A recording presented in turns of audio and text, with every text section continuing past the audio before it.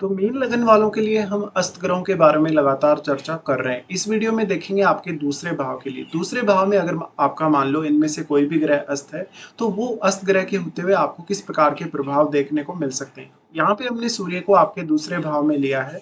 हो सकता है आपका सूर्य आपके लगन में स्थित हो, दूसरे भाव में स्थित हो या फिर तीसरे भाव में स्थित हो।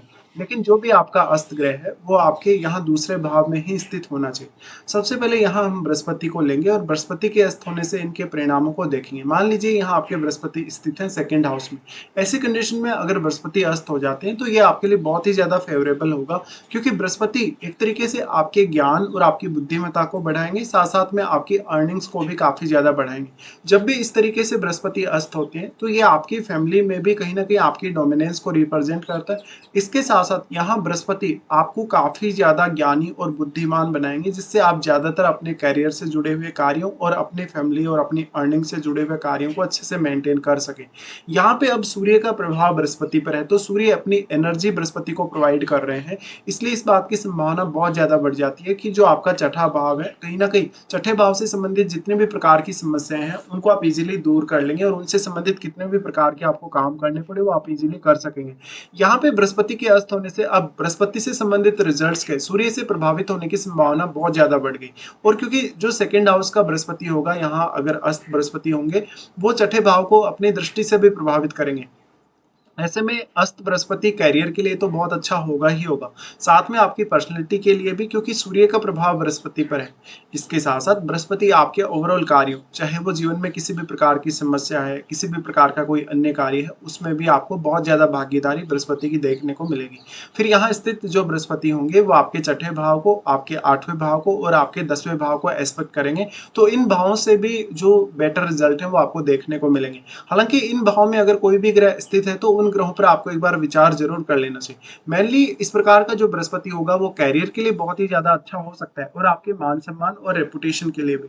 अब सूर्य अपनी एनर्जी बृहस्पति को प्रोवाइड कर रहे हैं, तो इस स्थिति में ये संभावना बढ़ जाती है कि आप किसी बहुत बड़े सरकारी पद पे हो सकते हैं, या मान लीजिए आप अगर बिजनेस में भी हुए तो आप बहुत बड़ा कोई बिजनेस संभाल रहे होंगे, ऐसा हो सकता है। बृहस्पति यहाँ अस्त होते हैं तो ये आपकी वाणी पर बहुत ही स्ट्रॉन्ग प्रभाव डालता है, कभी कभी आपको इगोइस्टिक भी बनाता है। लेकिन ये आप दूसरों की, जब भी आप कोई राय देंगे, दूसरों को किसी भी प्रकार की एडवाइस देंगे और आप कुछ भी नया एक्सप्लोर करेंगे लाइफ में, कुछ भी नई चीजें सीखेंगे या रिसर्च वगैरह करेंगे, तो इसके लिए बहुत बेटर स्थिति होगी। फिर जो बृहस्पति यहाँ से छठे भाव को प्रभावित कर रहे हैं, तो ये सूर्य का ही घर है। ऐसे में छठे भाव से संबंधित जितने भी प्रकार की समस्याएं हैं, जितने भी प्रकार के स्ट्रगल जो आपको आपकी लाइफ में फेस करने को देखने को मिलते हैं, उनमें आप आसानी से आगे बढ़ जाएंगे। उसके बाद हम यहाँ लेते हैं शनि को। मान लीजिए कि आपके शनि अस्त है यहाँ पे, तो शनि के अस्त होने के केस में, क्योंकि सूर्य इस भाव पे इतना ज्यादा स्ट्रॉन्ग प्रभाव डाल रहे हैं कि वो यहाँ शनि को अस्त कर रहे हैं, इसलिए मेनली अगर आपके शनि मान लीजिए कैसे भी स्थिति में है, बट सूर्य कितना ज्यादा क्लोज है शनि की, ये बहुत मैटर करेगा। और यहाँ अगर सूर्य मान लो सेकंड हाउस में ही स्थित है, तो सेकंड हाउस में सूर्य उच्च की स्थिति में भी होंगे, इसलिए इस बात की संभावना बेहद है कि यहाँ शनि उतना ज्यादा प्रभाव नहीं दे सकेंगे अस्त होने के केस में।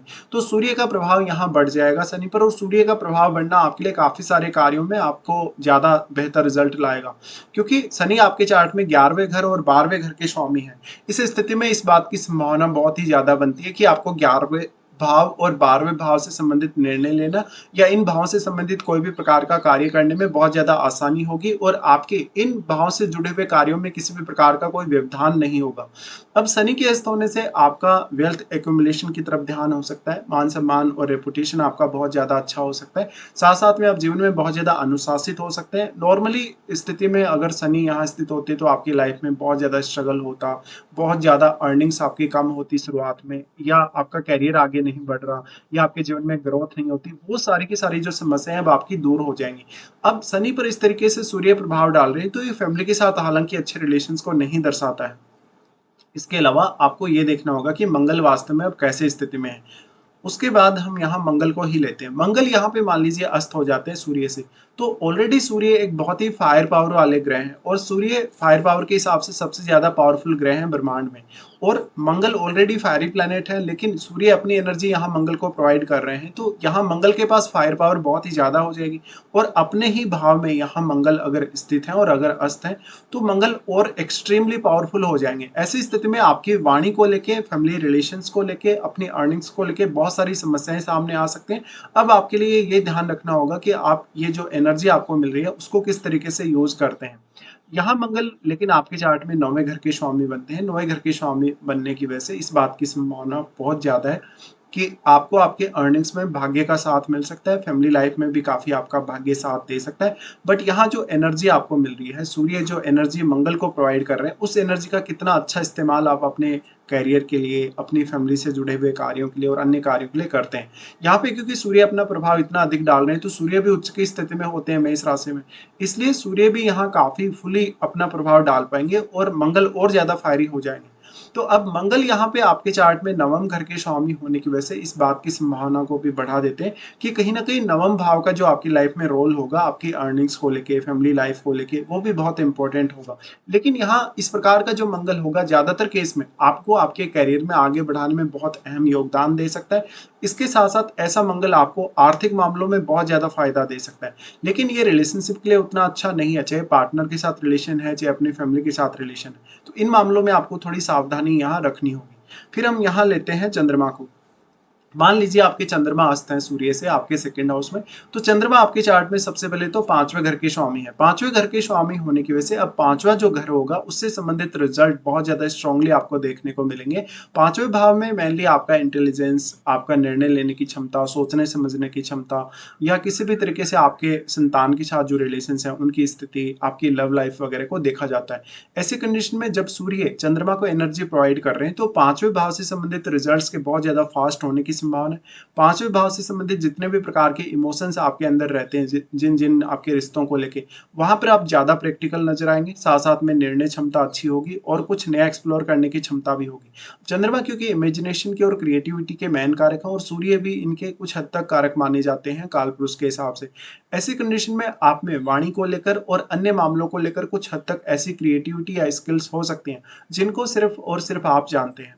ऐसी स्थिति में आपको लोगों को कहीं ना कहीं एडवाइस देना, लोगों के साथ किसी भी प्रकार से कन्वर्सेशन में आना, या लोगों को किसी भी प्रकार से अपनी क्रिएटिव स्किल्स का प्रेजेंटेशन देना, ये बहुत ज़्यादा आपके लिए फेवर करेगा।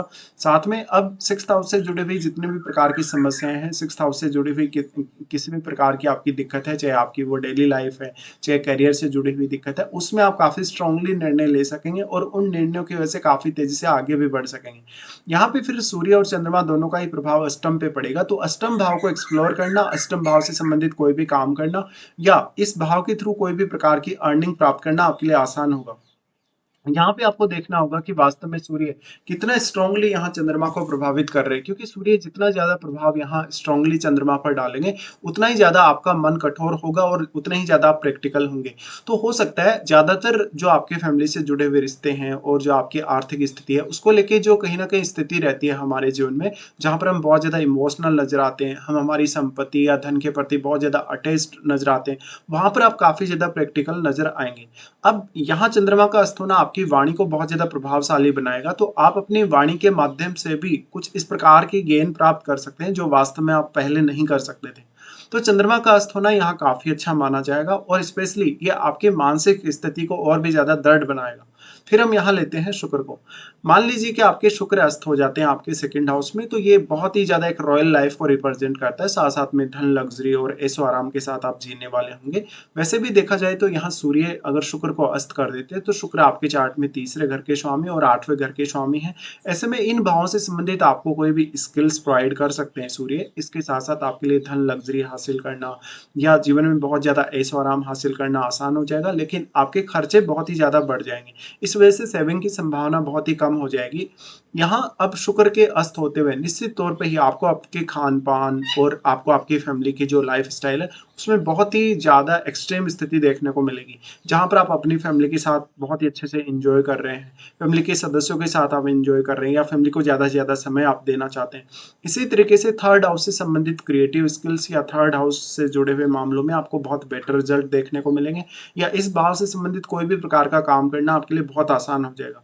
इसके अलावा आपके लिए अष्टम भाव से जुड़े हुए कार्य करना, अष्टम भाव से जुड़े हुए कोई भी प्रकार के गेन हासिल करना, जैसे कि मैरिज के थ्रू या माता-पिता के थ्रू, ये सब हासिल करना बहुत ईज़ी रहेगा। फिर शुक्र का अस्त होना हम कभी-कभी रिलेशनशिप के लिए उतना अच्छा नहीं मानते हैं। तो यहाँ आपको हो सकता है मैरिड लाइफ में अपने पार्टनर के साथ कुछ इश्यूज ज़रूर सामने आ सकते हैं। उसके बाद हम यहाँ बुध को लेते हैं। मान लीजिए कि आपके बुध अस्त हैं सूर्य से। बुध के अस्त होने से सबसे ज़्यादा प्रभाव पड़ेगा आपके इंटेलिजेंस पे और आपकी वाणी पे। तो आपकी वाणी से आप बहुत ही ज़्यादा लॉजिकल नज़र आएँगे। हमेशा हर बात को बहुत ही सोच समझ कर और काफ़ी क्विकली बोलने की क्षमता होगी। ऐसे में आप कोई बहुत बड़े पब्लिक स्पीकर हो सकते हैं। आप एक बहुत अच्छे वक्ता हो सकते हैं। आपका इंटरव्यू वगैरह हो या कोई भी ऐसा मामला जहाँ पर आपको कोई भाषण वगैरह देना पड़े, वहाँ पर आप अपनी जो पूरी की पूरी क्षमता है उसको बहुत अच्छे से रिप्रेज़ेंट करेंगे।